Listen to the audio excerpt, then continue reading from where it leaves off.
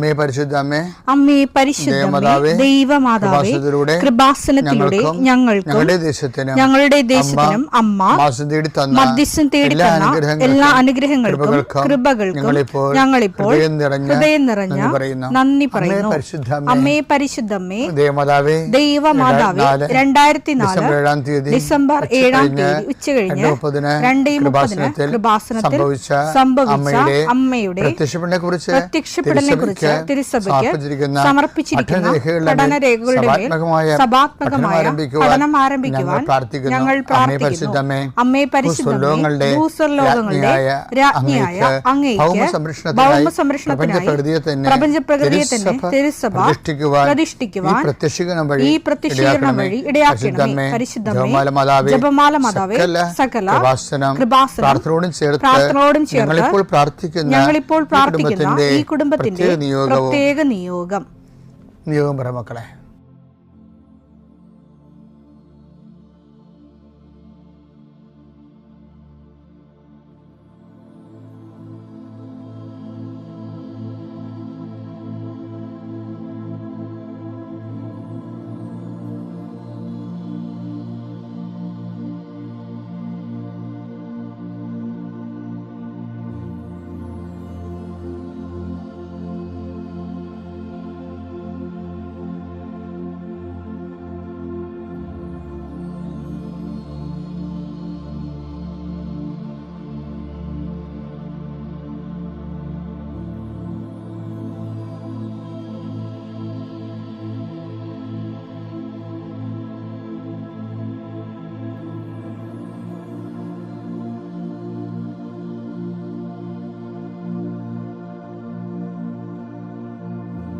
അമ്മയുടെ പ്രത്യക്ഷീകരണത്തിന്റെ ഈ അനുഗ്രഹവേളയിൽ ഞങ്ങൾക്ക് സാധിച്ചു തരുവാൻ കനിയണമേ. ആമേൻ. വിശ്വാസ പ്രമാണം. സർവശക്തനായ പിതാവും ആകാശത്തിന്റെയും ഭൂമിയുടെയും സൃഷ്ടാവുമായ ദൈവത്തിൽ ഞാൻ വിശ്വസിക്കുന്നു. അവിടുത്തെ ഏകപുത്രനും ഞങ്ങളുടെ കർത്താവുമായ ഈശോമിശിഹായിലും ഞാൻ വിശ്വസിക്കുന്നു.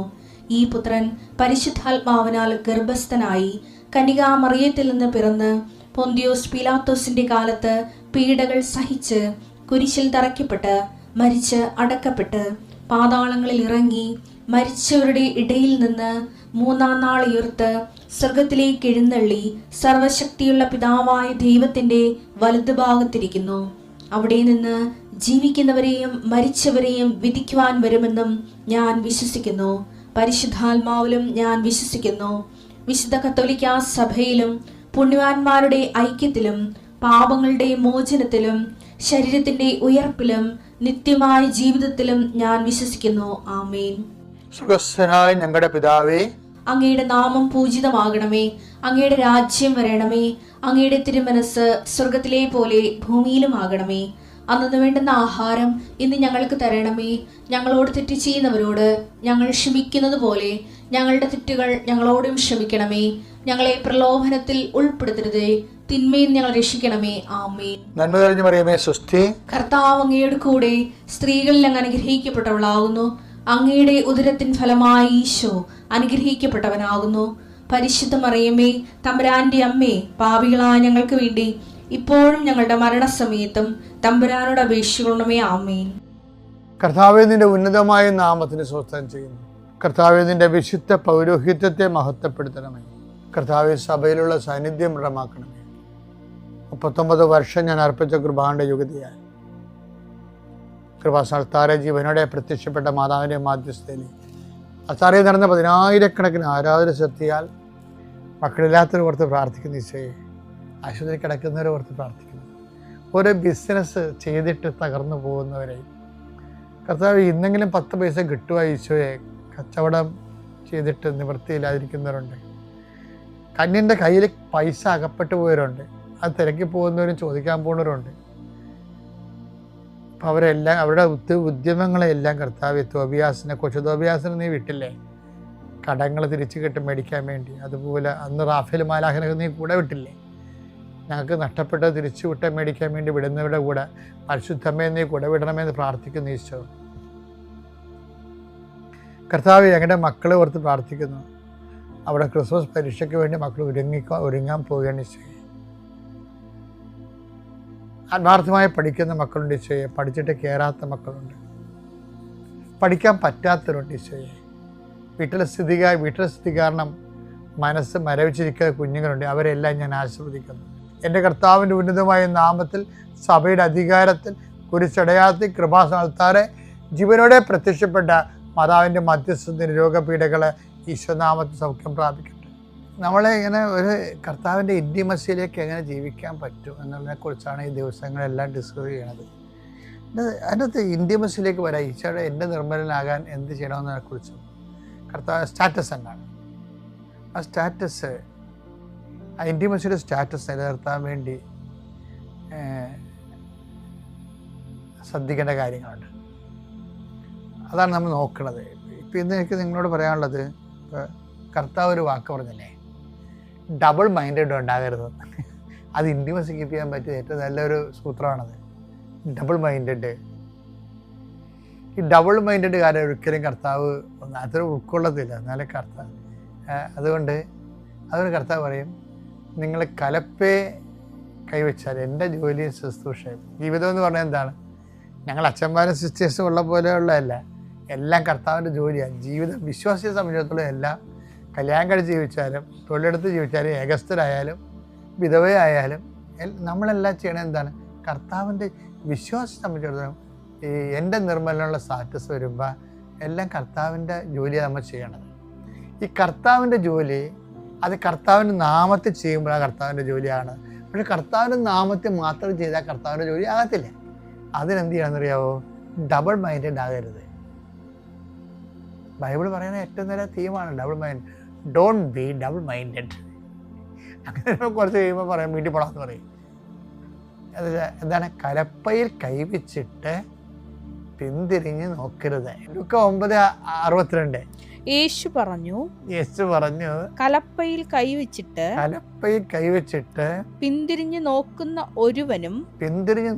ഒരുവനും സ്വർഗരാജ്യത്തിന് യോഗ്യനല്ല. അവകാശമില്ലെന്നാ പറഞ്ഞത്. സ്വർഗരാജ്യം എന്ന് പറഞ്ഞാൽ എന്താണ്? യേശുക്രിസ്തുവിനാൽ നയിക്കപ്പെടുന്ന ജീവിത രീതിയാണ് സ്വർഗരാജ്യം എന്ന് പറയുന്നത്. യേശുവിൻ്റെ ഹിതത്താൽ, വചനത്താൽ നയിക്കപ്പെടുന്ന കൃപാപൂർണമായ ജീവിതമാണ്. അതിന് എന്ത് പറ്റും? ഡബിൾ മൈൻഡഡ് പറ്റത്തില്ലെന്ന്. നിർഭാഗ്യവശാൽ എല്ലാവർക്കും, വിവാഹിതർക്കും, ഏകസ്ഥർക്കും, സമർപ്പിതർക്കും, അഭിഷിക്തർക്കും മൊത്തം നമ്മൾ സൂക്ഷിച്ചില്ലെങ്കിൽ ഡബിൾ മൈൻഡ് കയറി വരും. എന്താ കാര്യത്തിൽ? കുറച്ച് കർത്താവിൻ്റെ കാര്യവും പിന്നെ ലോകത്തിൻ്റെ കാര്യവും കയറി ഡബിൾ മൈൻഡഡ് വരും. ഇപ്പം മറ്റുള്ള ഈ ക്രിസ്തുവിൻ്റെ സ്ഥാനം വീണ്ടെടുപ്പുകാരൻ്റെ സ്ഥാനമാണ്. ആ വീണ്ടെടുപ്പുകാരൻ്റെ സ്ഥാനം രക്ഷാസ്ഥാനമാണ്. രക്ഷാസ്ഥാനത്ത് നിന്ന് മാതാവിനെ എടുത്ത് ന്യൂട്രലൈസ് ചെയ്ത് കളയും. പക്ഷെ എന്ത് ചെയ്ത് മറ്റു മതങ്ങളിലും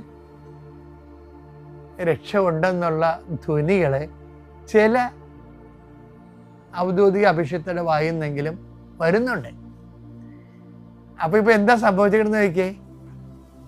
അതിൻ്റെ സഹസഞ്ചാരിയായി അതിൻ്റെ കൂടെ നടന്ന മാതാവ് സഹരക്ഷക അല്ലെന്ന് പറയുമ്പോൾ ഒക്കെ മനസ്സിലാകും. പക്ഷേ എന്താ വിഷയം? ആ രക്ഷകൻ്റെ സ്ഥാനത്തേക്ക് വേറെ രക്ഷകന്മാരെ മനസ്സുകൊണ്ടോ അല്ലാതെ അംഗീകരിക്കുന്ന അവസ്ഥ വരുമ്പോൾ എന്താണ് ഭാവിയിൽ സഭയ്ക്ക് വരാൻ പോണത്? The church will be rejected. എന്ത് റിജക്റ്റ് ചെയ്യും? 2-3 തരത്തിൽ റിജക്ഷൻ സംഭവിക്കും. അതിലൊന്ന്, ക്രിസ്തു ലോകത്തിനെ വിശുദ്ധീകരിക്കാനും രക്ഷയ്ക്ക് വേണ്ടിയും സഭയെ ഉപയോഗിക്കാതെ ബദൽ സംവിധാനങ്ങൾ ഉണ്ടാക്കും. അതാണ് അവരുടെ സംഭവം. ഇപ്പം പത്രോസ് സർക്കംസിഷൻ ചെയ്യാതെ യഹൂദന്മാരെ ക്രിസ്ത്യാനികളാക്കിയതെന്നും പറഞ്ഞുകൊണ്ട് ഒരു നിലപാടെടുത്തപ്പോൾ പത്രോസ് എടുത്തപ്പോൾ ക്രിസ്തു എന്ത് ചെയ്ത്? ബദൽ സംവിധാനമായിട്ടാണ് പൗലോസ് വരുന്നത്. അങ്ങേര് ഇതൊന്നും നോക്കത്തില്ല. ബാപ്റ്റിസം പോലും ചെയ്യാതെ ഞാൻ നിങ്ങളെ, എനിക്ക് ക്രിസ്തുവിനെ കൊടുക്കുക എന്നുള്ള, സുവിശേഷം കൈമാറുക എന്നുള്ള ആ വലിയ സത്യം വെളിപ്പെടുത്തി കൊടുക്കും. അപ്പോൾ എന്താ പ്രശ്നം വെച്ച് കഴിഞ്ഞാൽ, നമ്മൾ രക്ഷാകര നടപടിയിൽ ഔദ്യോഗികമായി എന്തിനാണ് നമ്മൾ ഈ ഇപ്പം ചുവപ്പ് വസ്ത്രം, ഹൃദാളന്മാർ ചുവപ്പ് വസ്ത്രം കെട്ടുന്നു, ഷാസ് ബിഷപ്പുമാർ റോസ് വസ്ത്രം കെട്ടുന്നു. എന്തായാലും കളർ ചുവപ്പിൻ്റെ വെറൈറ്റിയാണ്. എന്താ ഉദ്ദേശം എന്താണ്? ആദിമസഭയിൽ ഒരാൾ ബിഷപ്പായി കഴിഞ്ഞാൽ, ക്രിസ്തുവിനെ പ്രഘോഷിച്ചു കഴിഞ്ഞാൽ, അയാൾ എപ്പോഴായാലും ഒരു 2 മാസമോ 6 മാസമോ മുമ്പ് 6 കൊല്ലത്തിനുള്ളിൽ മരിക്കും. അപ്പം മരിക്കാൻ തയ്യാറാണ്, വിശ്വാസത്തിന് വേണ്ടിയും ക്രിസ്തുവിന് വേണ്ടിയും മരിക്കാൻ തയ്യാറാണ് എന്ന് പറഞ്ഞുകൊണ്ടാണ് അരക്കി ചുവപ്പ് കെട്ടണത്. അന്ന് അതിൻ്റെ ട്രഡീഷൻ അതാണ്.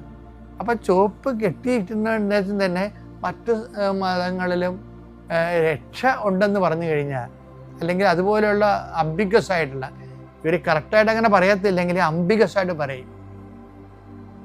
എന്നുവെച്ചാൽ മറ്റുള്ളവർ കൂടി ചേർത്ത് നിർത്താൻ വേണ്ടി നമ്മൾ സുവിശേഷ പാരമ്പര്യത്തിലും വചനത്തിലും വെള്ളം ചേർത്ത് നിർത്താൻ പറ്റത്തില്ല. അപ്പം അങ്ങനെ വരുമ്പോൾ എന്ന് വെച്ച് കഴിഞ്ഞാൽ അങ്ങനെയുള്ള സംവിധാനങ്ങൾ ഉണ്ടാക്കിയിടുമ്പോൾ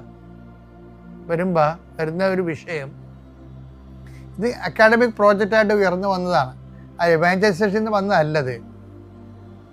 അപ്പോൾ ഇതുപോലെയുള്ള സംവിധാനങ്ങൾ ഉണ്ടാക്കിയിടുമ്പോൾ സഭയുടെ ഫെർവൻസ് എന്ന് പറയുന്ന കാര്യം ആത്മാക്കളെ വീണ്ടെടുക്കുക എന്നുള്ള ആശയങ്ങളെ കഴിഞ്ഞ കാലങ്ങളിൽ ചെയ്തത് തെറ്റാണെന്ന് സഭയ്ക്ക് പറയാതെ പറയേണ്ടി വരും. അപ്പോൾ ഇങ്ങനൊരു വല്ല വിഷയവൃത്തത്തിൽ ചിലപ്പോഴെങ്കിലും ഡയലോഗുകാരാണ് ഈ പ്രശ്നം ഉണ്ടാക്കുന്നത്. ഡയലോഗുകാർ ചെന്ന് പെടും. അപ്പോൾ ഡയലോഗ് ചെയ്യുന്ന ആൾക്കാർ എപ്പോഴും ശ്രദ്ധിക്കണം. യേശുക്രിസ്തു ക്രൂശിക്കപ്പെട്ട ഒറ്റ വിഷയമുണ്ട്. പലരും ക്രൂശിക്കപ്പെട്ടിട്ടില്ല ഇവിടെ ആരും. പാപത്തെ പരിഹാരമായിട്ട് ക്രൂശിക്കപ്പെട്ടിരിക്കുന്നത് ഒരു സിംഗിൾ നെയിമാണ്. ഈ നെയിമെ തൊടുമ്പോൾ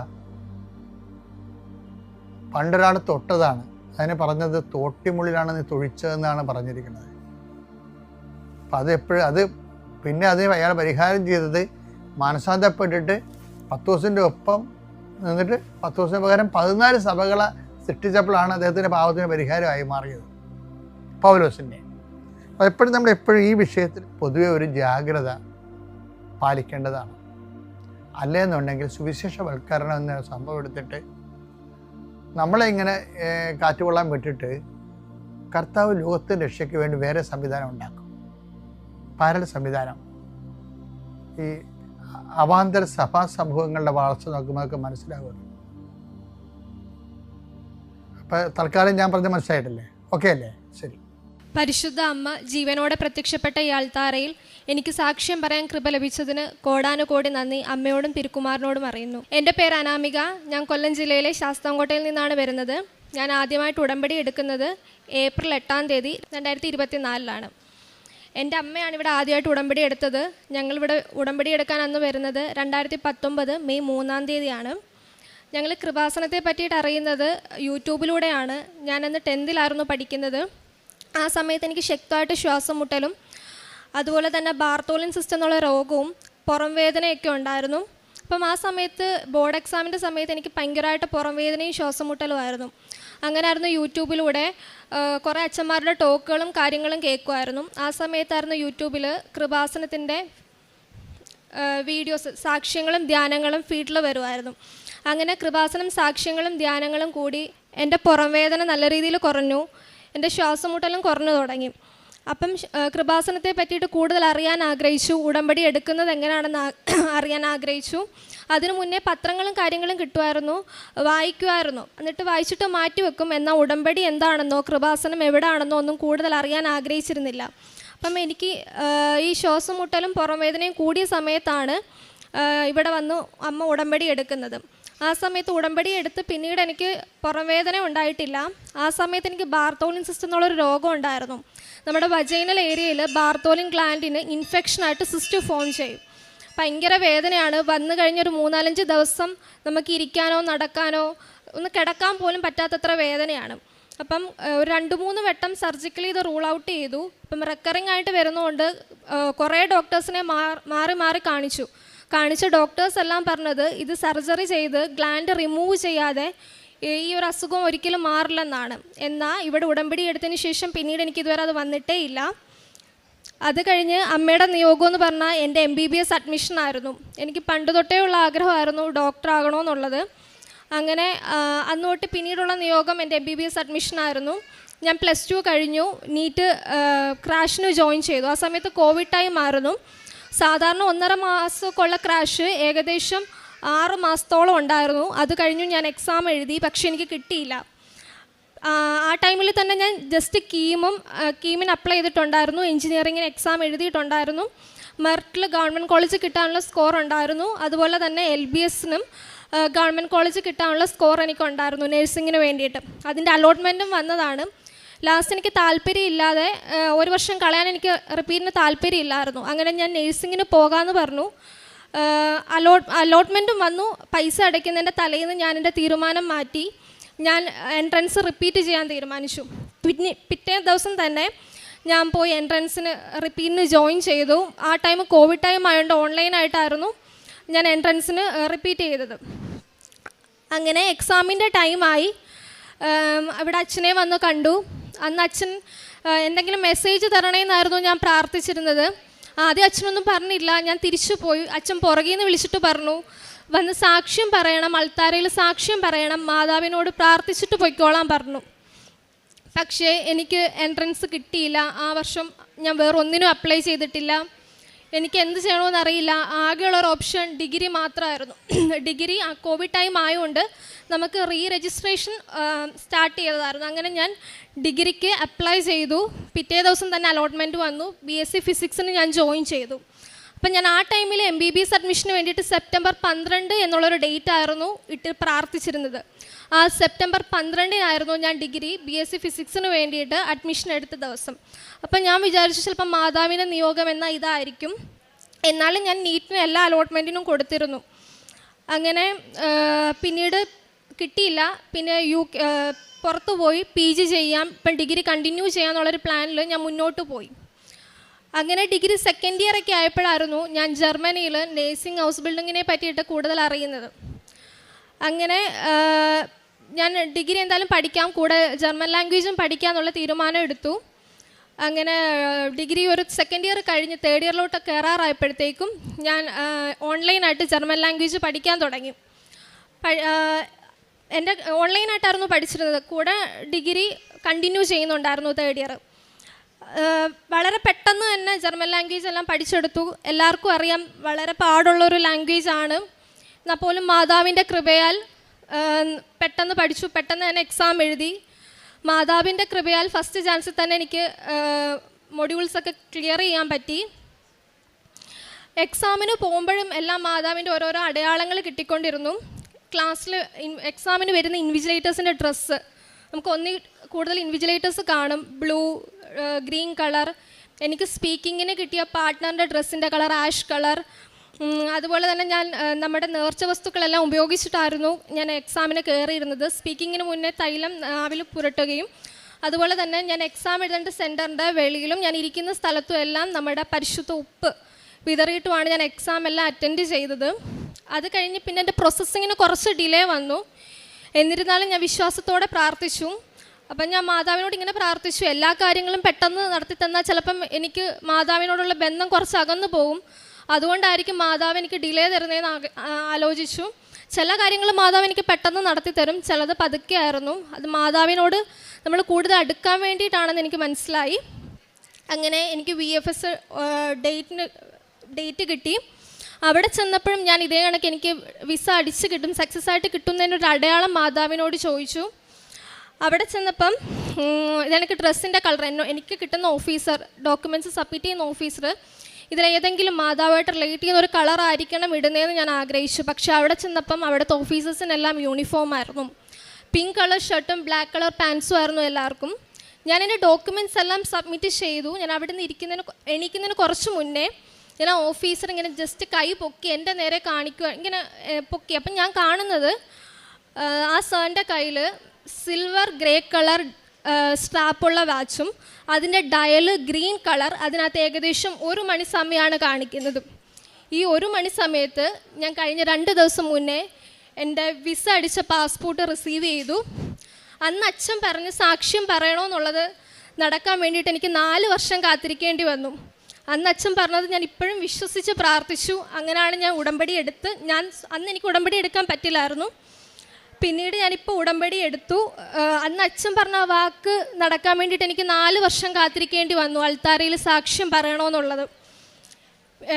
എനിക്ക് വിസ ഡിസ്പാച്ചായി, പാസ്പോർട്ട് ഡിസ്പാച്ചായി എന്നുള്ള മെസ്സേജ് കിട്ടുന്നത് ഞാൻ കാരുണ്യപ്രവർത്തി ചെയ്തുകൊണ്ടിരിക്കുന്ന സമയത്താണ്. എനിക്ക് എന്നും പ്രാർത്ഥിക്കുന്ന സമയത്ത്, ഞാനും അമ്മയും ഒരുമിച്ചാണ് പ്രാർത്ഥിക്കാറ്, ആ ടൈമിലെല്ലാം മെഴുകുതിരിയിൽ പൂക്കൾ, മെഴുകിൻ്റെ രൂപത്തിൽ മാതാവ് ഇങ്ങനെ അടർന്നു വീണ്, അങ്ങനെ ഒരുപാട് അനുഭവങ്ങൾ ഉണ്ടായിട്ടുണ്ട്. ഒരു ദിവസം ഞാൻ കാരുണ്യപ്രവർത്തി ചെയ്തുകൊണ്ടിരിക്കുമ്പം റോഡിൽ ഒരപ്പം ഇങ്ങനെ ഭിക്ഷ യാചിക്കുമായിരുന്നു. അപ്പം എന്നോട് ചോദിക്കുന്നില്ല, അവിടെ നിൽക്കുന്ന ആളോടൊക്കെ ചോദിച്ചു. അപ്പം എനിക്കാണെങ്കിൽ ബസ്സിന് പോകേണ്ടതുകൊണ്ട് ഞാനിങ്ങനെ വേഗത്തിൽ നടന്നു പോകുമായിരുന്നു. അപ്പം ഞാൻ ആൾക്ക് കൊണ്ട് പൈസ കൊടുത്തിട്ട് തിരിച്ച് ബസ് സ്റ്റോപ്പിൽ വന്ന് എൻ്റെ ബാഗ് തുറക്കുക, ഞാൻ ബസ്സിന് വേണ്ട പൈസ എടുക്കാൻ വേണ്ടി ബാഗ് തുറന്നപ്പം എനിക്ക് മുല്ലപ്പൂവാണ് കിട്ടുന്നത്. അതെനിക്ക് ഭയങ്കര അത്ഭുതമാണ്. കണക്ക് തന്നെ ഇടയ്ക്ക് സുഗന്ധാഭിഷേകം, ഒരുപാട് അനുഗ്രഹങ്ങൾ കിട്ടാറുണ്ട്. കഴിഞ്ഞ 4 വർഷവും ഞാൻ ജപമാല റാലിയിൽ പങ്കെടുത്ത ആളാണ്. ഈ വർഷത്തെ ജപമാല റാലിയിൽ എന്നെ നിയോഗമായിരുന്നു ജർമ്മനിയിൽ പോകുന്നത്. എല്ലാം മാതാവിൻ്റെ കൃപയാൽ എനിക്ക് സാധിച്ചു തന്നു. എനിക്ക് 18 വർഷമായിട്ടുണ്ടായിരുന്ന ശ്വാസമുട്ട് മാതാവ് അകറ്റി തന്നു. അതുപോലെ എൻ്റെ പ്രേക്ഷിത പ്രവർത്തനം എന്ന് പറയുന്നത്, എനിക്കും അമ്മയ്ക്കും കൂടെ 5 കെട്ട് പത്രം കിട്ടും. ഞങ്ങൾ ഓരോ വീടുകൾ തോറും bus stand, auto stand, hospital എല്ലായിടവും കൊണ്ട് കൊടുക്കും. ഇപ്പം വീടുകൾ കൊണ്ട് കൊടുക്കുമ്പം ഇപ്പം ഈ ഒരു വട്ടം ഒരു ഏരിയയിലാണ് പോകുന്നതെങ്കിൽ പിന്നെ അങ്ങോട്ട് പോകില്ല, അറിയാത്തവർ സ്ഥലത്തോട്ടായിരിക്കും ഞങ്ങൾ പോകുന്നത്. പിന്നെ മറ്റുള്ളവരോട് മാതാവിനെ പറ്റിയിട്ട് പറയും. ഡെയിലി വാട്സാപ്പിലും സ്റ്റാറ്റസ് ഷെയർ ചെയ്യും. ഡെയിലി ബ്രെഡും ഉടമ്പടി ധ്യാനവും ഒരുപാട് പേര് കളിയാക്കിയിട്ടുണ്ട്, എന്നാലും വീണ്ടും വീണ്ടും ഇട്ടുകൊണ്ടിരിക്കും, മറ്റുള്ളവരെ അറിയിച്ചുകൊണ്ടിരിക്കും. കാരുണ്യപ്രവർത്തി ചെയ്യുന്നത്, ഞാൻ പാലിയേറ്റീവിലെ ഹോം കെയർ വോളണ്ടിയറായിട്ട് പോകും. ആഴ്ച 1-2 ദിവസം പോവും. ഒരു ദിവസം പോകുമ്പോൾ തന്നെ നമ്മളൊരു 5-6 രോഗികളെ കാണും.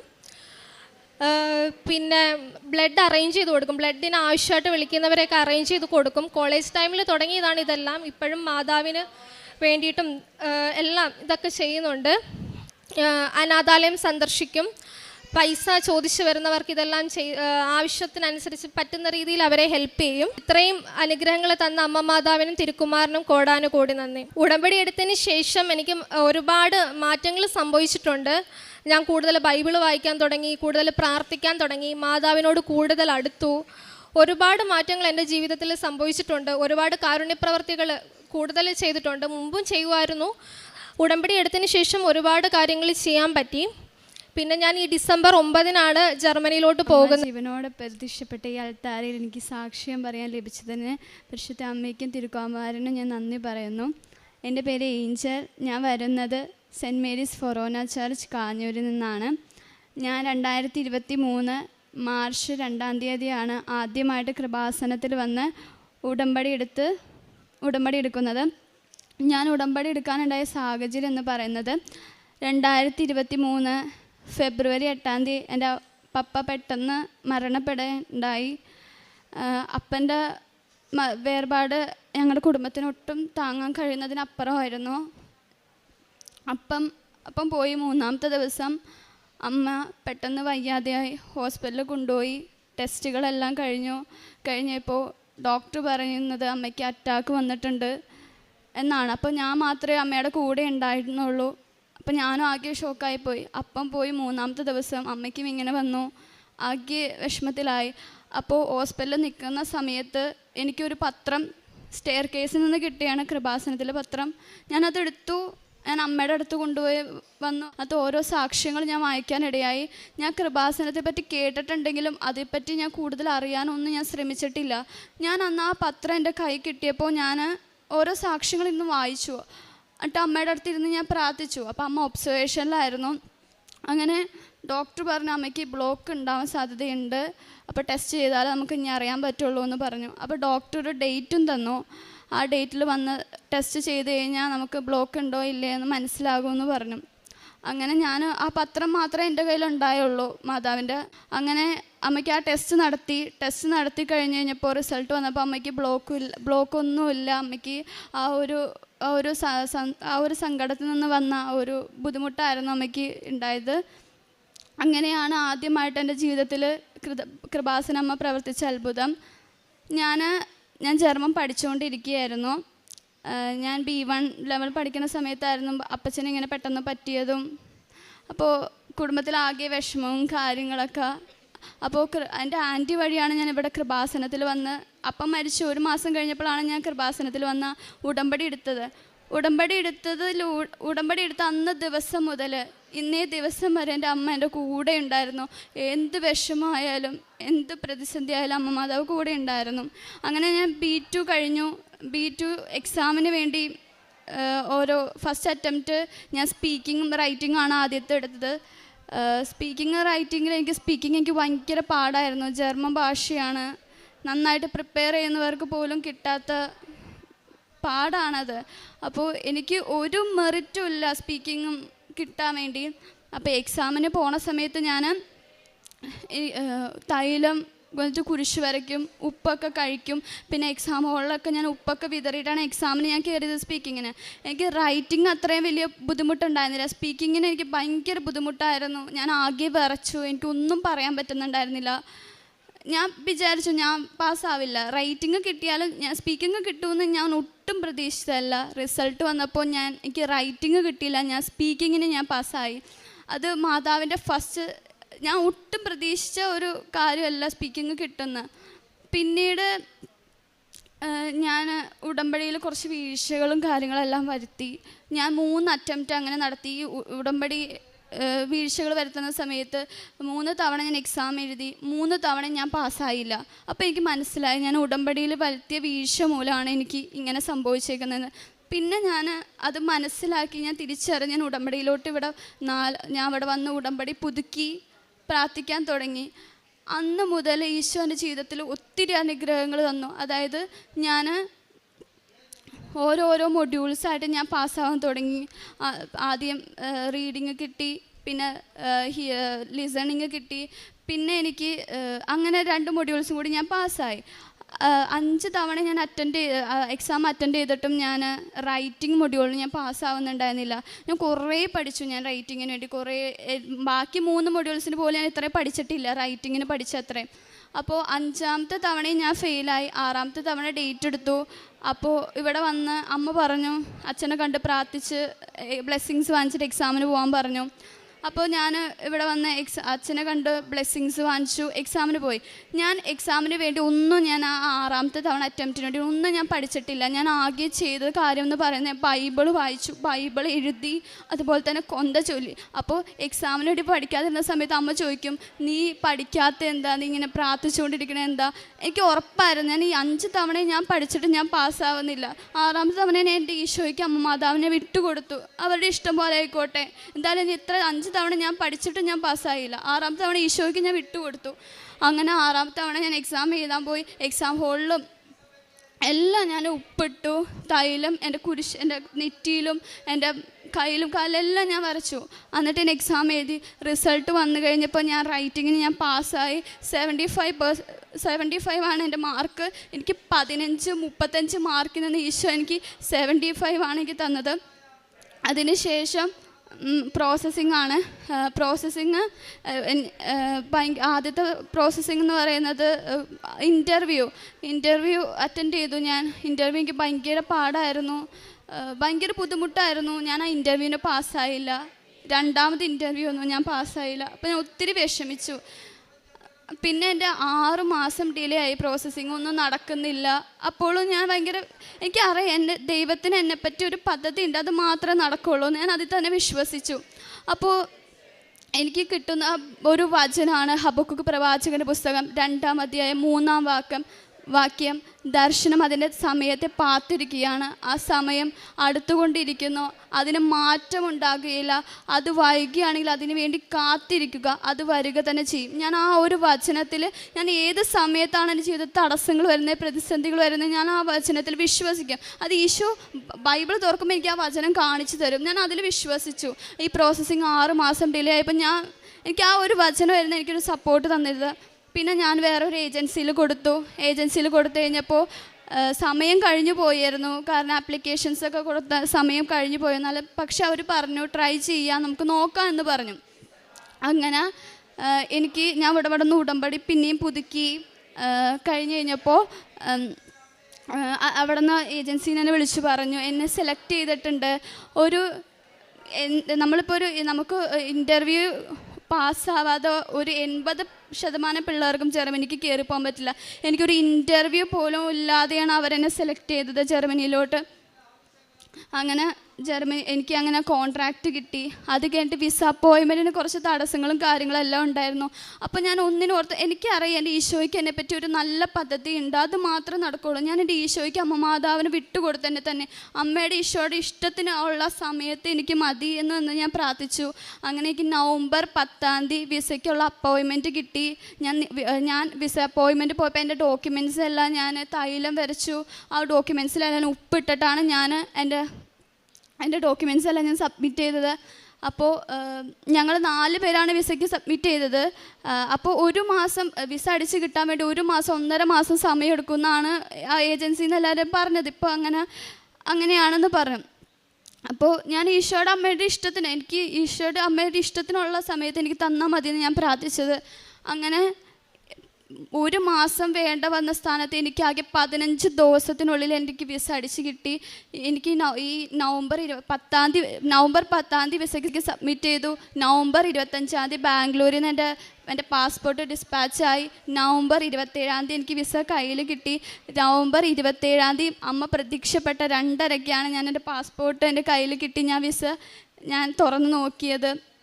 ഞാൻ ജർമ്മനിക്ക് 3 പോവുകയാണ്. ആ വചനം വിശ്വസിച്ചു. അതുപോലെ തന്നെ എൻ്റെ സമയമായി. അതുകൊണ്ട് ഞാൻ ജർമ്മനിക്ക് ഡിസംബർ 3 ജർമ്മനിക്ക് പോവുകയാണ്. രണ്ടാമത്തെ സാക്ഷ്യം എന്ന് പറയുന്നത് എനിക്ക് പഠിക്കാൻ വേണ്ടി വീട് ലോൺ എടുത്തിട്ടുണ്ടായിരുന്നു. അപ്പ മരിക്കണേക്കാൾ 1 മാസം മുൻപാണ് ലോൺ എടുത്തത്. അതിനുശേഷമാണ് അപ്പം മരിച്ചത്. അപ്പോൾ ലോൺ അടയ്ക്കാൻ ഭയങ്കര ബുദ്ധിമുട്ടായിരുന്നു. അപ്പോൾ ബാങ്കിൽ നിന്ന് ആൾക്കാരെല്ലാം ബാങ്കിലെ സാറുമാരൊക്കെ പറഞ്ഞു നമുക്ക് വേണമെങ്കിൽ ഈ ലോണ് ഒന്ന് അപ്ലൈ ചെയ്ത് നോക്കാം, ലോൺ ഒന്ന് ക്യാൻസലാകും, അല്ലെങ്കിൽ പകുതി എമൗണ്ട് അടയ്ക്കണമെന്ന് ബാങ്കിലെ സാറുമാരെല്ലാം പറഞ്ഞു. അപ്പോൾ സമയമെടുക്കും, ഒരു 2-3 വർഷം എടുക്കും. ഞങ്ങളെക്കാൾ മുമ്പ് അപ്ലൈ ചെയ്തവർക്ക് ഇതുവരെയും അതൊന്നും ആയിട്ടില്ല. അപ്പോൾ സമയമെടുക്കുമെന്ന് പറഞ്ഞു. അപ്പോൾ ഒരു ദിവസം ഞാനമ്മയും കൂടി ബാങ്കിൽ പോയപ്പോൾ ഉപ്പിട്ട് ഞാൻ അവിടെ പ്രാർത്ഥിച്ചു. അതായത് പെട്ടെന്നൊന്ന് എന്തെങ്കിലും ഒന്ന് ആക്കി തരണേ എന്ന് പ്രാർത്ഥിച്ചു. പിറ്റേ ദിവസം പോസ്റ്റ്മാൻ ഇങ്ങനെ വീട്ടിൽ വന്ന് ഒരു പേപ്പർ തരികയാണ് ഞങ്ങൾക്ക്. അതിനകത്തൊരു ആ പേപ്പറിൽ ഇങ്ങനെ ഞങ്ങളുടെ ലോൺ ഫുള്ളും ക്യാൻസലായി, ഞങ്ങളിനി ഒരു എമൗണ്ട് അടയ്ക്കണ്ട. അതാണ് രണ്ടാമത്തെ സാക്ഷ്യം. ഒത്തിരി അനുഗ്രഹങ്ങൾ മാതാവ് എനിക്ക് തന്നിട്ടുണ്ട്. പറഞ്ഞ തീരാത്ത ഒത്തിരി അനുഗ്രഹങ്ങൾ എനിക്ക് തന്നിട്ടുണ്ട് അമ്മ മാതാവ്. എൻ്റെ ആത്മീയ ജീവിതം എന്ന് പറഞ്ഞത് ഞാൻ ഒട്ടും പ്രാർത്ഥിക്കാത്ത ആളായിരുന്നു. ഞാൻ എൻ്റെ കാര്യം കാണാൻ വേണ്ടി ദൈവത്തിനെ വിളിക്കുന്ന ആളായിരുന്നു. എൻ്റെ എക്സാം വരുമ്പോഴും അങ്ങനെയുള്ള സമയത്ത് മാത്രമേ ഞാൻ പ്രാർത്ഥിക്കുകയുള്ളൂ. പക്ഷേ ഉടമ്പടി എടുത്തേ പിന്നെ ഞാൻ തന്നെ എനിക്ക് വന്ന ചേഞ്ചുകൾ എനിക്ക് പോലും വിശ്വസിക്കാൻ പറ്റുന്നില്ല. പള്ളിയിൽ പോകാനൊക്കെ അമ്മ കിടന്ന് കുറേ നിർബന്ധിക്കും. എന്നാൽ പോലും എനിക്ക് മടിയാണ് പള്ളിയിൽ പോയാലും പകുതി മനസ്സോടെ ഞാൻ അവിടെ ഇരിക്കുന്നത്. പക്ഷെ ഉടമ്പടി എടുത്തേ പിന്നെ എനിക്കറിയില്ല, ഞാൻ എവിടെയെങ്കിലുമൊക്കെ കുർബാനയ്ക്ക് ഇപ്പോൾ രാവിലെ പോകാൻ പറ്റിയില്ലെങ്കിൽ വൈകിട്ട് ഞാൻ എവിടെയെങ്കിലുമൊക്കെ അന്വേഷിച്ച് കുർബാനയ്ക്ക് പോവും.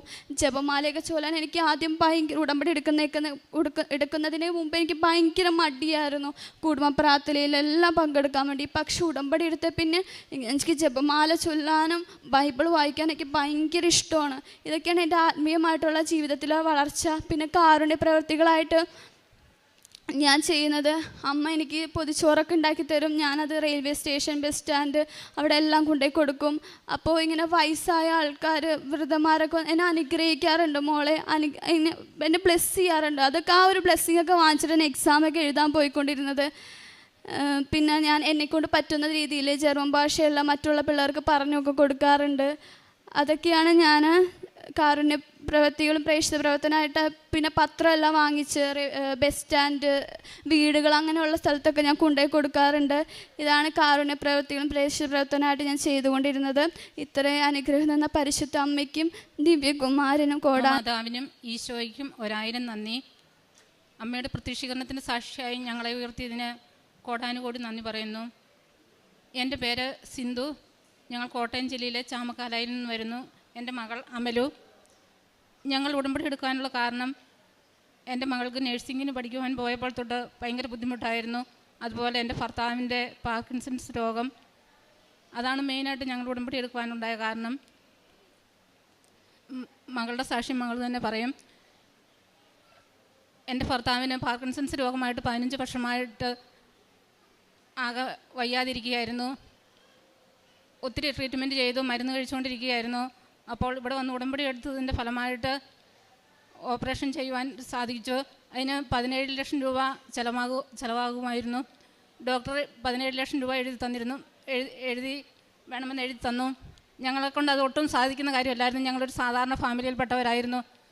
അതിൻ്റെ ഉടമ്പടി എടുത്ത് പ്രാർത്ഥിച്ചതിൻ്റെ ഫലമായി നേർച്ച വസ്തുക്കളുടെ ഉപയോഗത്താൽ ഭർത്താവിന് ഓപ്പറേഷന് ഉള്ള പൈസ ഞങ്ങളുടെ ബന്ധുക്കളും ഇടവകയിൽ നിന്നും ഞങ്ങൾക്ക് അത് പെട്ടെന്ന് തന്നെ റെഡിയാകുകയായിരുന്നു. 1 മാസം കൊണ്ട് തന്നെ പലരിൽ നിന്ന് ഞങ്ങൾക്ക് അത് ദൈവത്തിൻ്റെ ഓരോ ആൾക്കാർ വന്ന് ഞങ്ങളെ സഹായിക്കുകയായിരുന്നു.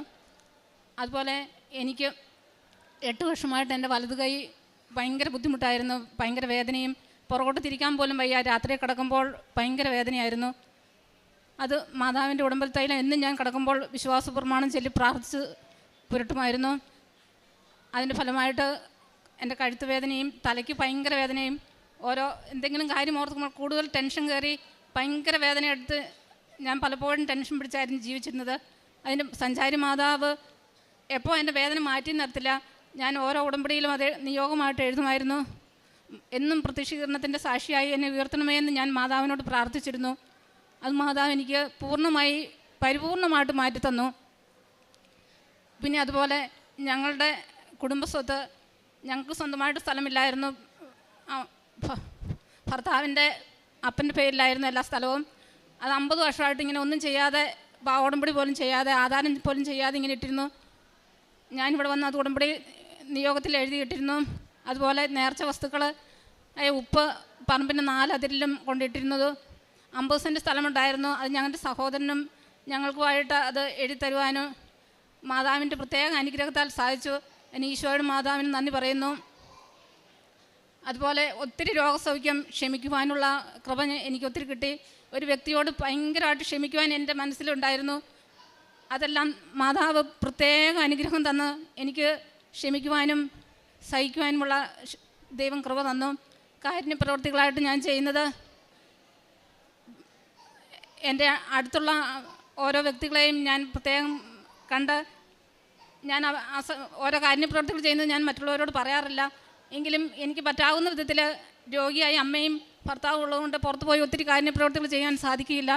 എന്നാലും എന്നെ പറ്റുന്ന വിധത്തിലുള്ള സഹായങ്ങൾ ഞാൻ പള്ളിയുടെ വാതിലൊക്കെ എവിടെയെങ്കിലും ആരെങ്കിലും ഇരിക്കുന്ന കണ്ടുവാണെങ്കിൽ എന്നെ പറ്റുന്ന സഹായം ഞാൻ ചെയ്യാറുണ്ട്.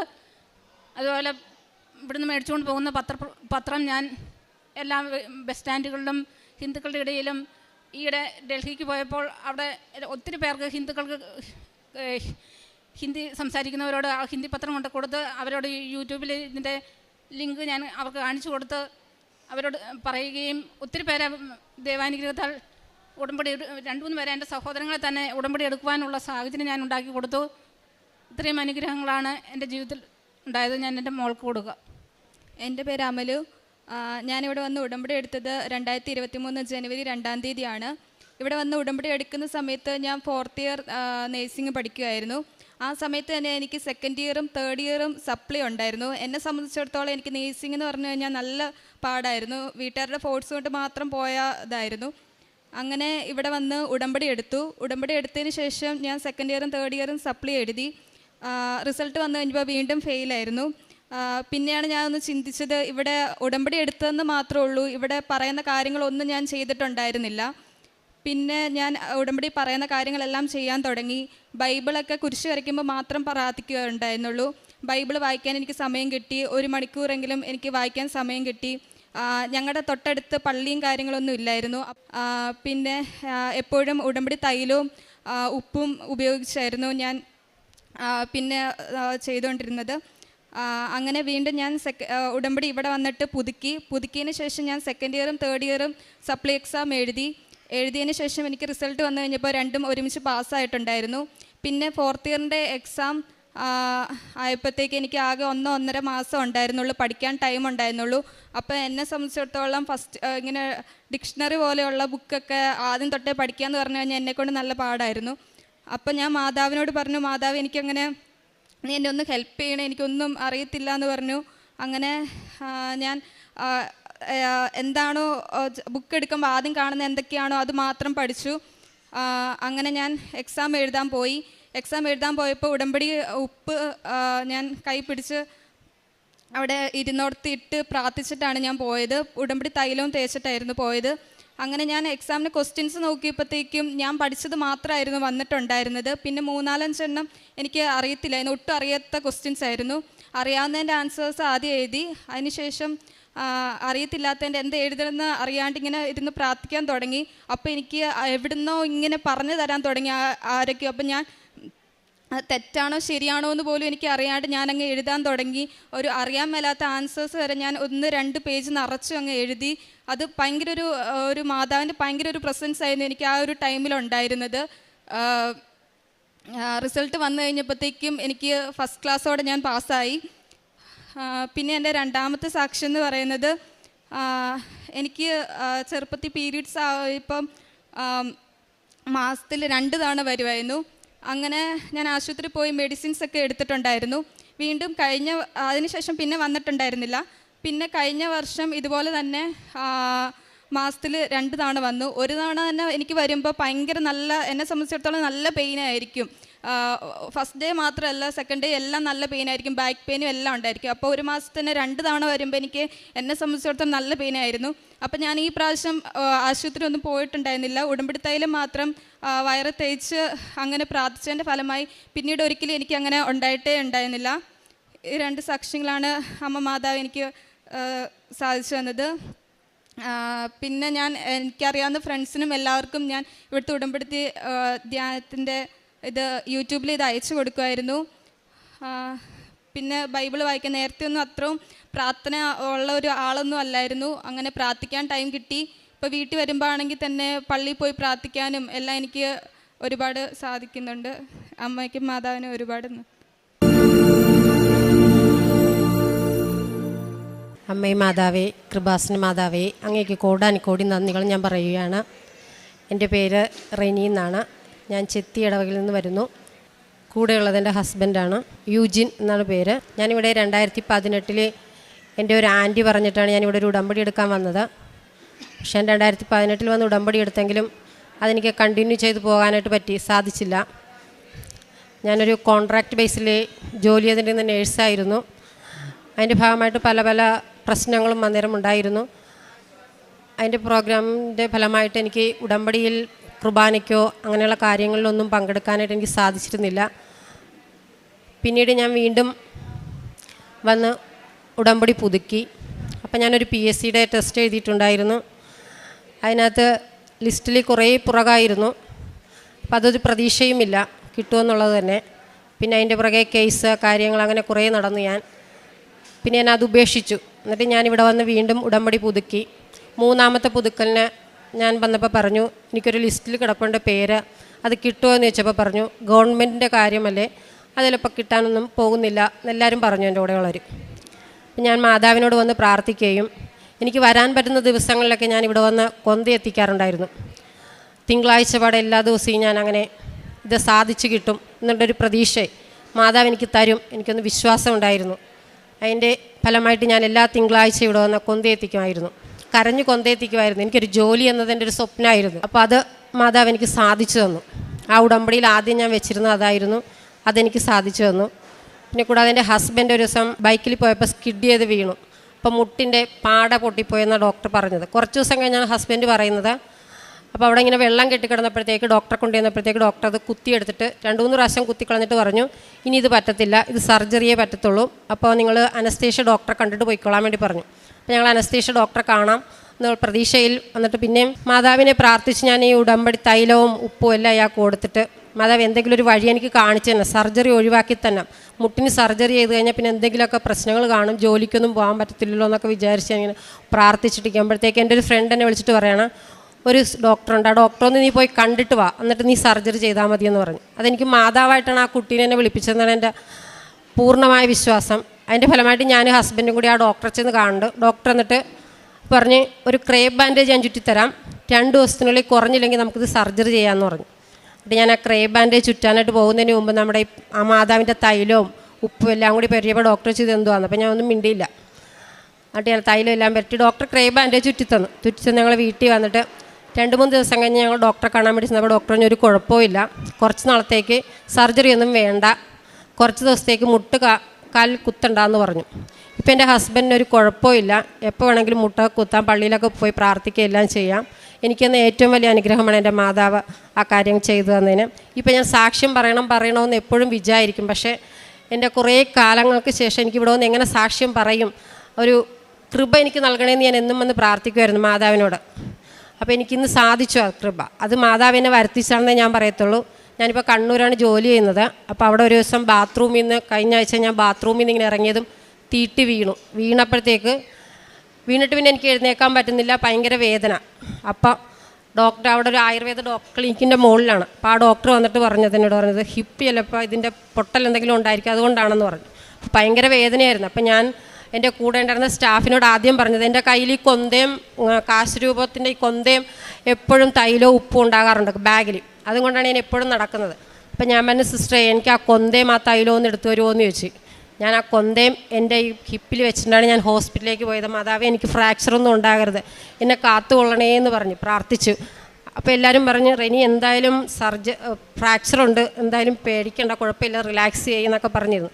അപ്പം ഞാൻ പറഞ്ഞില്ല എനിക്കൊന്നും വരുത്തത്തില്ല, മാതാവിനെ രക്ഷിക്കുമെന്ന് പറഞ്ഞു. അപ്പോൾ അവർ പറഞ്ഞ് എന്നാൽ എക്സ്റേ എടുത്ത് നോക്കാമെന്ന് പറഞ്ഞു. എക്സ്റേ എടുത്ത് നോക്കിയപ്പോൾ ഡോക്ടറിന് അതിശയം, ഫ്രാക്ചറൊന്നുമില്ല, രക്ഷപ്പെട്ടു കേട്ടോ എന്ന് പറഞ്ഞു. അപ്പോൾ എല്ലാവരും പറഞ്ഞു റെനിയുടെ മാതാവ് റെനീനെ രക്ഷിച്ചു എന്ന്. എനിക്കതിനെ കോടാനുകോടി നന്ദി പറയുന്നു മാതാവിന് ഞാൻ. പിന്നെ ഞാൻ പ്രേക്ഷിത പ്രവർത്തനം എന്ന് വെച്ചാൽ പേപ്പർ എല്ലായിടത്തും കൊണ്ട് കൊടുക്കുമായിരുന്നു, വീടുകൾ തോറും, പിന്നെ ഹോസ്പിറ്റൽ തോറും കൊണ്ട് കൊടുക്കുമായിരുന്നു. പാലിയേറ്റീവ് പേഷ്യൻറ്റിന് ഞാൻ കാണാൻ പോകാറുണ്ട്, എന്നാൽ കഴിയുന്ന സഹായം ഞാൻ ചെയ്യാറുണ്ട്. പിന്നെ പാലിയേറ്റീവ് പേഷ്യൻ്റെ അടുത്ത് പോയാൽ ഞാൻ കുറേ നേരം ഇരുന്ന് സംസാരിക്കും, അവരുടെ കുറേ കാര്യങ്ങളൊക്കെ കേട്ടിരിക്കും. പിന്നെ ചോറ് കഴിക്കാൻ നിവർത്തിയില്ലാത്തവരോട് പറയുകയാണെങ്കിൽ അവർക്ക് ചോറൊക്കെ മേടിച്ച് കൊടുക്കാറുണ്ട്. എന്നാൽ കഴിയുന്ന സഹായങ്ങൾ എൻ്റെ കയ്യിലുള്ള പോലെ ഞാൻ സഹായിക്കാറുണ്ട് മറ്റുള്ളവരെ. പിന്നെ കുർബാനകളിലെല്ലാം മിക്കവാറും കൂടാറുണ്ട്. കൊന്ത ഞാൻ എന്നും എത്തിക്കാറുണ്ട്, കുറേ കൊന്തകൾ എത്തിക്കാറുണ്ട്. യാത്രകൾ പോകുമ്പോഴും നടന്നു പോകുമ്പോഴും എല്ലാം ഞാൻ കൊന്ത എത്തിക്കും. മാതാവിൻ്റെ ഈ കാശ് രൂപ എൻ്റെ കയ്യിലുള്ളിടത്തോളം കാലം ഞാൻ ഒന്നിനും എനിക്ക് ബുദ്ധിമുട്ട് വരുത്തത്തില്ല എന്ന് എൻ്റെ മാതാവിനോട് ഞാൻ കോടാനുകോടി. ഈ പുണ്യഭൂമിയിൽ മാതാവ് പ്രത്യക്ഷപ്പെട്ട സ്ഥലത്ത് നിൽക്കാൻ കഴിഞ്ഞ ഞാൻ അമ്മ മാതാവിനും ഈശോയ്ക്കും ഞാൻ കോടാനുകൂടി നന്ദി പറയുന്നു. ആദ്യമായി ഞാൻ പറയാൻ പോകുന്നത് 2018 ഞാൻ ആദ്യമായി ഉടമ്പടി എടുത്തത്. അത് കഴിഞ്ഞ് കുറേ നാൾ ഞാൻ ഉടമ്പടി മുടങ്ങി. എൻ്റെ മുഖത്ത് ഫേഷ്യൽ നെർവ് പാഴ്സി എന്ന അസുഖം ബാധിച്ചു. മുഖം ഒരു വശത്തേക്ക് കോടിപ്പോകുകയും കണ്ണ്, മൂക്ക്, ചുണ്ടിൻ്റെ ഒരു വശം അങ്ങനെ മൊത്തം തന്നെ കോടി ഒരു വശത്തേക്ക് പോകുന്ന അവസ്ഥയിലേക്ക് വന്നു. അപ്പോഴാണ് എനിക്ക് മനസ്സ് ഭയങ്കര വിഷമിച്ചിരിക്കുമ്പോൾ ഞാൻ എപ്പോഴും യൂട്യൂബ് നോക്കി കൃപാസനത്തിലെ സാക്ഷ്യങ്ങൾ എല്ലാ ദിവസവും ഇരുന്ന് കാണും. വീട്ടിൽ ആരും ഉണ്ടാവില്ല. അപ്പോൾ ഞാൻ എല്ലാ ദിവസവും ഈ സാക്ഷ്യങ്ങൾ കണ്ട് എനിക്ക് മാതാവിനടുത്ത് വന്ന് ഉടമ്പടി പുതുക്കി എനിക്ക് മാതാവിൻ്റെ ഉടമ്പടിയിൽ തന്നെ ജീവിക്കണമെന്ന് മനസ്സിലൊരു തോന്നലുണ്ടായി. അങ്ങനെ ഇരിക്കുമ്പോൾ എനിക്ക് ഈ അസുഖം വന്ന് ഹോസ്പിറ്റലിൽ ചെന്ന് കാണിച്ചപ്പോഴത്തേക്കും ഡോക്ടറിനോട് ഞാൻ ചോദിച്ചു, എന്നാണ് ഡോക്ടറെ എൻ്റെ ഈ മുഖം ഈ കോടിയ ഇത് മാറണത്? എനിക്ക് ബസ്സിൽ യാത്ര ചെയ്യാൻ പറ്റില്ല, മുഖം ഒരു വശത്തേക്ക് കോടിയിരിക്കണോണ്ട് എല്ലാവരും എൻ്റെ മുഖത്തോട്ട് നോക്കുമ്പോൾ എനിക്ക് മാനസികമായിട്ടും ഭയങ്കര വിഷമമാണ് വന്നത്. എൻ്റെ ഒരു കണ്ണടഞ്ഞിരിക്കും, ഞാൻ കണ്ണട വെച്ച് മുഖത്ത് മാസ്ക് വെച്ചൊക്കെയാണ് ഞാൻ ബസ്സിൽ യാത്ര ചെയ്യണം. ഫിസിയോതെറാപ്പി ചെയ്യാൻ പോകുമ്പോൾ മാനസികമായിട്ട് ഞാൻ വളരെയധികം തകർന്നാണ് ഞാൻ ബസ്സിൽ യാത്ര ചെയ്യുന്നത്. അങ്ങനെ ഇരിക്കുന്ന അവസരത്തിൽ ഞാൻ വീട്ടിൽ വന്ന് ഒരു ദിവസം രാത്രി 3 മണിക്ക് എനിക്ക് ഉറക്കമൊന്നും പറയുന്നില്ല, മനസ്സും ഭയങ്കരമായിട്ട് മരവിച്ചിരിക്കുന്ന അവസ്ഥയിൽ ഞാൻ 3 മണിക്ക് രാത്രി മാതാവിൻ്റെ ഈശോൻ്റെ നടയിൽ വന്നിട്ട് ഞാൻ മാതാവിനോട് ചോദിച്ചു, മാതാവേ ഞാൻ കുറേ പ്രാർത്ഥിക്കുന്നുണ്ടല്ലോ, എന്നിട്ട് എന്താണ് എൻ്റെ മുഖത്തിൻ്റെ അസുഖം മാറാത്തതെന്ന് ഞാൻ ചോദിച്ചു. അപ്പോൾ എനിക്ക് വചനം തന്നു. മത്തായി 5-ാം അധ്യായം 24-ാം വചനം, നീ ആദ്യം സഹോദരനോട് പോയി രമ്യപ്പെട്ട് വന്നിട്ട് നിനക്ക് സൗഖ്യം തരാമെന്ന്. നീ ബലിയർപ്പിക്കുമ്പോൾ നിന്നോട് സഹോദരനോ നിന്നോട് എന്തെങ്കിലും വെറുപ്പുണ്ടെങ്കിൽ സഹോദരനുമായി രമ്യപ്പെട്ടിട്ട് വരാൻ പറയുന്ന വചനമാണ് എനിക്ക് ആദ്യമായിട്ട് കിട്ടിയത്. ഞാൻ പിറ്റേ ദിവസം തന്നെ ഒരു ശനിയാഴ്ചയായിരുന്നു അന്ന്. ഞാൻ എന്നിട്ട് രാവിലെ തന്നെ പള്ളിയിൽ കുമ്പസാരിക്കണമെന്ന് ഈ കൂദാശ എന്ന് പറയുന്ന ഒരു ഭയങ്കര ഒരു സംഭവമാണ്. എന്ന് വെച്ചാൽ നമ്മൾ എപ്പോൾ കുംഭസാരത്തിലൂടെ മാനസാന്തരപ്പെടും. ഒന്നാമത്തെ കാര്യം എന്ന് വെച്ചാൽ ഞാൻ അപ്പം തന്നെ ഞാൻ എൻ്റെ സഹോദരനുമായിട്ട് 3 വർഷമായി ഞാൻ എൻ്റെ സഹോദരനായിട്ട് മുണ്ടിയിട്ട് മനസ്സ് നിറച്ച് വിങ്ങലും വേദനയുമായിരുന്നു. ഞാൻ ആ നിമിഷം ഞാൻ ബസ് ഇറങ്ങിയ ആ നിമിഷം ആങ്ങളെ എന്നെ വിളിച്ച് ഫോൺ ചെയ്ത് വിളിച്ചു. ആ നിമിഷം എൻ്റെ ഹൃദയത്തിൽ നിന്ന് എന്തോ ഇറങ്ങി പോണ പോലെ തോന്നി. ഞാൻ എന്നിട്ട് അത് കഴിഞ്ഞ് കുംഭസാരത്തിലേക്ക് പോയി, കുംഭസാര കൂട്ടിപ്പോയി എല്ലാം ഞാൻ എൻ്റെ തുറന്നു പറഞ്ഞു. പാപങ്ങളെല്ലാം കുംഭസാരത്തിലൂടെയും ഈ വചനത്തിലൂടെയും എന്നെ കർത്താവ് മാതാവിലേക്ക് അടുപ്പിക്കുകയാണ് ചെയ്തത്. എന്നിട്ട് ഞാൻ വൈകുന്നേരം ഞാൻ വീട്ടിൽ വന്നപ്പോൾ വൈകുന്നേരമായപ്പോൾ തന്നെ എൻ്റെ മുഖത്തിൻ്റെ അസുഖം എങ്ങോട്ട് പോയെന്നറിയില്ല. ഡോക്ടർമാർ പോലും പറഞ്ഞായിരുന്നു ഇത് എപ്പോഴാണ് മാറുന്നത്. ഞാൻ 0 മിനിറ്റിൽ നിൽക്കുകയായിരുന്നു. ഡോക്ടർമാർക്ക് പോലും പറയാൻ പറ്റില്ല എന്ന് പറഞ്ഞു എൻ്റെ മുഖത്തിൻ്റെ അസുഖം എന്ന് മാറ്റിത്തരാൻ പറ്റുമെന്ന്. ഞാൻ പറഞ്ഞു മനുഷ്യർക്ക് അസാധ്യമായത് ദൈവത്തിന് സാധിക്കുമെന്ന്. അപ്പോഴാണ് ഞാൻ മനസ്സിലാക്കുന്നത്. എന്ന് വെച്ചാൽ എൻ്റെ അവസ്ഥ മാനസികമായിട്ട് തകർന്നിരിക്കണേ. എൻ്റെ ആർക്കും എന്നെ രക്ഷപ്പെടുത്താൻ പറ്റിയില്ല. എൻ്റെ ഈശോയും മാതാവുമാണ് എന്നെ ഈ അവസ്ഥയിലേക്ക് കൊണ്ടുവന്നത്. അപ്പോൾ തുടങ്ങി എനിക്ക് ഉടമ്പടി പുതുക്കണമെന്ന ചിന്ത വന്നു. ഞാൻ റെസ്റ്റ് കഴിഞ്ഞ് ഞാൻ അപ്പം തന്നെ ഇവിടെ വന്ന് ഉടമ്പടി പുതുക്കി വീട്ടിൽ പോയപ്പോഴാണ് എന്താണ് 2 മക്കളും ഉടമ്പടി പുതുക്കി ഞാൻ വീട്ടിൽ വന്നപ്പോഴത്തേക്കും ഹസ്ബൻഡിന് ഹാർട്ടിന് ഒരു വേരിയേഷൻ കണ്ടു. ECG എടുത്തപ്പോൾ ഭയങ്കരമായിട്ടും വേരിയേഷൻ വന്നപ്പോഴത്തേക്കും പ്രഷർ കൂടൽ, അങ്ങനെ ഭയങ്കര ടെൻഷൻ, നെഞ്ചുവേദന അങ്ങനെയൊക്കെ വന്ന് ലിസി ഹോസ്പിറ്റലിൽ ചെന്നപ്പോൾ ഡോക്ടർ പറഞ്ഞു ഇനി ഹാർട്ടിന് ബ്ലോക്ക് ഉണ്ടാവും, അത് നമുക്ക് ടെസ്റ്റ് ചെയ്യണമെന്ന് പറഞ്ഞു. ഡോക്ടർ തറപ്പിച്ച് തന്നെ പറഞ്ഞു ഇത് ബ്ലോക്കിൻ്റെ ലക്ഷണങ്ങളാണെന്ന്. ആകെ തകർന്നിരിക്കുന്ന അവസ്ഥയിൽ ഞങ്ങൾ അപ്പോഴും മാതാവിനെ കൈവിടിയില്ല. ഞാൻ എന്നിട്ട് ഉടമ്പടിയിൽ വെച്ചായിരുന്നു മാതാവേ എൻ്റെ ഹസ്ബൻഡിൻ്റെ ബ്ലോക്ക് മാറ്റി തന്നെയെന്ന്. ആ ബ്ലോക്ക് മാതാവ് പിന്നെ ടെസ്റ്റ് ചെയ്തപ്പോൾ ബ്ലോക്കില്ല. ഹാർട്ടിനൊരു ചെറിയ ഹോളേ ഉള്ളു. അത് ജന്മനാലുള്ള ഹോളാണ്, അത് കുഴപ്പമില്ല, മരുന്ന് കഴിച്ചാൽ മാറാവുന്നതാണെന്ന് പറഞ്ഞു. ഹാർട്ടിന് നെഞ്ചത്ത് എല്ലാ ദിവസവും ഞാൻ പ്രാർത്ഥന ചൊല്ലി. വിശ്വാസ പ്രമാണം എന്ന് പറഞ്ഞത് ഭയങ്കര അതിശയമുണ്ട്. എല്ലാവരും അത് ചെയ്താൽ അതുപോലെ തന്നെ നടക്കും. നമ്മൾ വിശ്വസിച്ച് പ്രാർത്ഥിച്ച് അത് ചെയ്താൽ അത് ഉടനടി നടക്കും. ഞാൻ അത് വിശ്വസിച്ച് പ്രാർത്ഥിച്ച് ഉടമ്പടി തൈലം നെഞ്ചത്തും എല്ലായിടത്തും നെറ്റിയിലാണ് ആദ്യം ഞാൻ പുരട്ടണത്. എന്നിട്ട് പ്രാർത്ഥന ചെല്ലുമ്പോൾ എല്ലാവർക്കും ഞാൻ നെറ്റിയിൽ പുരട്ടി എല്ലാവരുടെ പുള്ളിയുടെ നെഞ്ചത്തും പിള്ളേരുടെ എല്ലായിടത്തും പുരട്ടും. അങ്ങനെ നെഞ്ചത്ത് ഞാൻ പുരട്ടിയിട്ടാണ് ഈ മാതാവിൻ്റെ അതിശയം കൊണ്ടാണ് ബ്ലോക്ക് മാറി ചെറിയൊരു ഹോളായിട്ട് എനിക്ക് മാതാവ് തിരിച്ചു തന്നത്. പിന്നെ മൂന്നാമത്തെ ഇതെന്ന് പറയുന്നത് എൻ്റെ മൂത്ത മകൾക്ക് PCODയുടെ അസുഖമുണ്ട്. റെഗുലറായിട്ട് പീരീഡ്സ് വരാറില്ല. 4 മാസമൊക്കെ കഴിയുമ്പോഴാണ് പീരീഡ്സ് വന്നത്. ഞാൻ എല്ലാ ദിവസവും പ്രാർത്ഥന ചെല്ലുമ്പോൾ വിശ്വാസ പ്രമാണം ചൊല്ലി കൊച്ചിൻ്റെ വയറ്റത്ത് കുരിശ് അടയാളം പുരട്ടി കൊടുക്കുമായിരുന്നു. പിന്നത്തെ മാസം റെഗുലറായിട്ട് പീരീഡ്സും ആകും. പിന്നെ 4ാമതായിട്ട് പറയാനുള്ളത് എൻ്റെ ഇളയ മോൾക്ക് കൈപ്പത്തിയിൽ ഒരു തടിപ്പ് പോലെ വന്നായിരുന്നു. കൊച്ച് BSc നഴ്സിംഗ് ബാംഗ്ലൂർ പഠിക്കാനാണ്. അപ്പോൾ കൊച്ചിന് ഒരാഴ്ചത്തെ വെക്കേഷൻ ഉണ്ടായിരുന്നു. അപ്പോൾ കൊച്ച് പറഞ്ഞു അടുത്ത ആഴ്ച എനിക്ക് മമ്മി എനിക്ക് എക്സാമാണ് മമ്മി, എനിക്ക് പരീക്ഷ എഴുതാൻ പേന പിടിക്കാൻ പറ്റണില്ലെന്ന് പറഞ്ഞു. അപ്പോൾ ഞാൻ പറഞ്ഞു മോൻ ഇങ്ങോട്ട് വാ, ഒരാഴ്ചയില്ലേ നമുക്ക് കൃപാസനത്തിലെ മാതാവിൻ്റെ തൈലവും ഉപ്പും പുരട്ടിയിട്ട് നമുക്കത് മാറ്റിയെടുക്കാമെന്ന് പറഞ്ഞു. അപ്പോൾ കൊച്ചു പറഞ്ഞു മമ്മിക്ക് ഡോക്ടറിനെ കൊണ്ടേ കാണിക്കാമെന്ന് പറഞ്ഞു. അപ്പം ഞാൻ പറഞ്ഞു നമുക്ക് ഡോക്ടറിനെ കാണിക്കുകയും ചെയ്യാമെന്ന് പറഞ്ഞു. ഡോക്ടറിന് 2 ഡോക്ടർമാരെ കാണിച്ച്, ലിസിയിലും കാണിച്ച് സർജന. അപ്പോൾ സർജൻ പറഞ്ഞു എന്തായാലും ഇത് വേറെ ഒന്നും ചെയ്യാൻ ഞങ്ങൾക്ക് മാർഗ്ഗമില്ല, ഇത് വളർന്നുകൊണ്ടിരിക്കുന്നതാണ്, ഇത് ഓപ്പറേറ്റ് ചെയ്ത് തന്നെ എടുത്ത് കളയണമെന്ന് പറഞ്ഞു. അപ്പം ഞാൻ ഡോക്ടറിനോട് കൊച്ചു ചോദിച്ച് ഡോക്ടറെ എത്ര രൂപ ആകുമെന്ന്. അപ്പോൾ ഡോക്ടർ പറഞ്ഞു 10,000 രൂപ ആകുമെന്ന് പറഞ്ഞു. അപ്പം ഞാൻ പറഞ്ഞു 10,000 രൂപ പോയിട്ട് 10 രൂപ പോലും എനിക്ക് അന്നില്ലാത്തൊരവസ്ഥയിലാണ് കൊച്ചന്ന് വന്നത്. അപ്പം ഞാൻ എന്ത് ചെയ്യുമെന്ന് പറഞ്ഞിരിക്കുമ്പോഴാണ് ഞാൻ പറഞ്ഞു മോനെ ഒന്നുകൊണ്ട് ധൈര്യം പേടിക്കേണ്ട മോനെ, നമുക്ക് നമ്മുടെ മാതാവുണ്ടല്ലോ, പിന്നെ നമ്മെ എന്തിനാണ് പേടിക്കണത്. ഞാൻ അപ്പം തന്നെ ഈ ഉടമ്പടി തൈലവും ഉപ്പും വിശ്വാസ പ്രമാണം ചൊല്ലി. അപ്പോൾ കൊച്ചു പറഞ്ഞു മമ്മി എനിക്ക് ഒരാഴ്ചയുള്ളല്ല മമ്മി, ഈ ഒരാഴ്ച കൊണ്ട് മമ്മി ഇതെങ്ങനെ മാറ്റും. ഡോക്ടർ പറഞ്ഞു ഇത് ഓപ്പറേഷൻ ചെയ്യണമെന്ന് പറഞ്ഞ സാധനം ഇതെങ്ങനെ മാറ്റുമെന്ന് പറഞ്ഞപ്പോൾ ഞാൻ പറഞ്ഞു നമ്മുടെ മാതാവ് നമ്മുടെ കൂടെയുണ്ട്. ഞാൻ ഈ ഉടമ്പടത്തൈലവും ഉപ്പും വിശ്വാസ പ്രമാണം തേച്ച് ഞാൻ കുരിശടയാളം വരച്ച് തൈലവും ഇതും പുരട്ടി ഞാൻ എല്ലാ ദിവസവും പ്രാർത്ഥനയിലും പുരട്ടി. ഒരാഴ്ച എന്ന് പറഞ്ഞാൽ ഞാൻ ഒരാഴ്ച മാതാവിനോട് ചോദിച്ചുള്ളൂ. ആ ഒരാഴ്ച കൊണ്ട് എൻ്റെ മാതാവിൻ്റെ മോക്കടെ കയ്യില ഈ തടിപ്പ് എങ്ങോട്ട് പോയെന്നറിയില്ല. അതുപോലെ ഇതുങ്ങളോട് എനിക്കൊരാഗ്രഹം ഉണ്ടായാലും എനിക്ക് വിശ്വാസം ഇത്തിരി കുറവായിരുന്നു. അപ്പം ഞാൻ ആദ്യത്തെ നിയോഗം വെച്ചത് എനിക്ക് പരിശുദ്ധാത്മാവിടെ അരൂപി കിട്ടണമെന്നാണ്. 2ാമത് നിയോഗം വെച്ചത് ഈ പിള്ളേരും ഭർത്താവും വിശ്വാസത്തിലേക്ക് വിശ്വാസത്തിലേക്ക് വരണമെന്ന് അടയാളം കൊടുത്ത് വിശ്വാസത്തിലേക്ക് വരാനാണ് ഞാൻ ആഗ്രഹിച്ചത്. മാതാവ് ഈശോയെ അടയാളം കൊടുത്ത് എന്നെ ഇവരെ വിശ്വാസത്തിലേക്ക് നയിച്ചു. പിന്നെ പ്രേക്ഷിത പ്രവർത്തനം എന്ന് പറഞ്ഞാൽ ഞാൻ പത്രം എല്ലായിടത്തും കൊടുക്കും. ഞാൻ പള്ളികളിലൊന്നും കൊണ്ടുപോയി കൊടുക്കാറില്ല. പള്ളികളിലൊക്കെ കൊണ്ടുപോയി കൊടുത്ത ആൾക്കാർ നശിപ്പിച്ച് ചവിട്ടിയൊക്കെ കളയണം. ഞാൻ അങ്ങനെയൊന്നും ചെയ്യില്ല. ഞാൻ ബസ് സ്റ്റാൻഡ് ഓരോ വീടുകളിലും മുഖത്ത് നോക്കി കഷ്ടപ്പെട്ട് വിഷമിച്ചിരിക്കുന്ന മക്കളിലേക്കാണ് ഞാൻ പേപ്പർ കൊണ്ടേ കൊടുക്കണം. അതും എൻ്റെ അനുഭവം പറഞ്ഞ് എല്ലാവരോടും ഞാൻ അതുപോലെ 2-3 പേര് ഇവിടെ ഞാൻ കൊണ്ടുവന്നിട്ടുണ്ട് ഇത് വിശ്വാസത്തിലേക്ക്. അതുപോലെ കാരുണ്യ പ്രവർത്തിയാണ്. ഞാൻ ഓൾഡ് ഏജ് ഹോമിൽ പോയി ഭക്ഷണം കൊടുക്കാറുണ്ട്. പിന്നെ അവരുടെ അടുത്ത് സന്ദർശിക്കാറുണ്ട്, രോഗികളെ സന്ദർശിക്കാറുണ്ട്. എല്ലാ ഈ അനുഗ്രഹം തന്ന മാതാവിനും ഈശോയ്ക്കും കോടാനുകോടി നന്ദി പറയുന്നു. അതുപോലെ എനിക്ക് അവസാനമായിട്ട് പറയാനുള്ളത്, എല്ലാവരും സഹോദരങ്ങളോട് വഴക്കിട്ടിട്ട് ജീവിച്ചിട്ടൊരു കാര്യമില്ല. നമ്മൾ രമ്യപ്പെട്ട് കഴിയുന്നതാണ് ഏറ്റവും പ്രധാനം. അതുപോലെ കൂദാശകളിലൂടെയാണ് നമ്മളെ വിശ്വാസത്തിലേക്ക് നയിക്കുന്നതെന്ന് എനിക്ക് പറയാനുണ്ട്. മാതാവിനും ഈശോയ്ക്കും കോടാനുകോടി നന്ദി.